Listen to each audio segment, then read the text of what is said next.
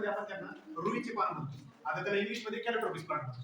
आता कॅलिट्रॉपिस हे दोन प्रकारचे असतात, ज्याला एक पांढरी फुलं येतात आणि एक लाल फुलं किंवा जांभळ्या आकाराची फुलं येतात. आता जे पांढरी फुलं येतात तर आपल्याला हनुमानला आपण ते शनिवारी बघायला जातो बघा, तुम्ही मंदिरात गेले असतील तर त्याच्यानंतर त्या रुईच्या पानांचा आपल्याला औषधीमध्ये उपयोग कशा पद्धतीने करतो त्यासाठी ही जी मशीन आहे याला जे आपण हे म्हणतो तर ही अर्कपत्रांची त्यांची आपल्याला दूध त्यापासून बाष्पीभवनाद्वारे त्यांचा आपल्याला औषधमध्ये कशा पद्धतीने उपयोग करतो ते यामध्ये सांगण्याचा उद्देश केलेला आहे. आता याच्यामध्ये जर बघितलं तर रुईची पानांची घ्यावं लागते आणि त्यांचे पाच कल्पनेनंतर त्यांना बनवून या मशीनमध्ये टाकावं लागतात आणि याच्यानंतर या एक एक पासून हे अर्कपत्र जमा होते. नंतर ही लास्टला आपल्याला बॉटलद्वारे थोडंसं आपल्याला 2 ते 3 ml असं मिळतं आणि त्यांचा आपण औषधीमध्ये उपयोग करतो. म्हणजे आपल्याला जे समजा आयुर्वेदामध्ये जे विष आहे त्यांचं पण आपण औषधीमध्ये कसं उपयोग करायचा हे या संकल्पनाद्वारे सांगितलं.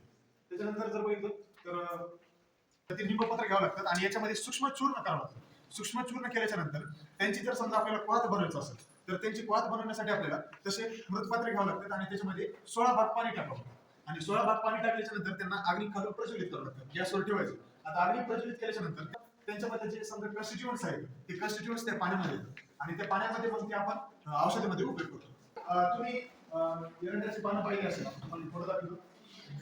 एरंडाची पानं माहिती सगळे जाळीदार दिसतात. तर त्यांची जी मुळं आहेत ते वात व्याधीसाठी खास उपयोग होतो. वात व्याधी म्हणजे काय की ज्यांना रुमेटॉइड आर्थरायटिस आहे मॉडर्नमध्ये किंवा त्यांचे बोन्स हे कमकुवत आहेत त्यांना वात व्याधीसाठी या मुळांचा आणि त्यांच्या फळांचा उपयोग होतो. तर त्यांच्या फळांचं ते तेल काढलं जातं आणि ते तेल पासून संयोजन केले जाते म्हणजे मालिश केली जाते.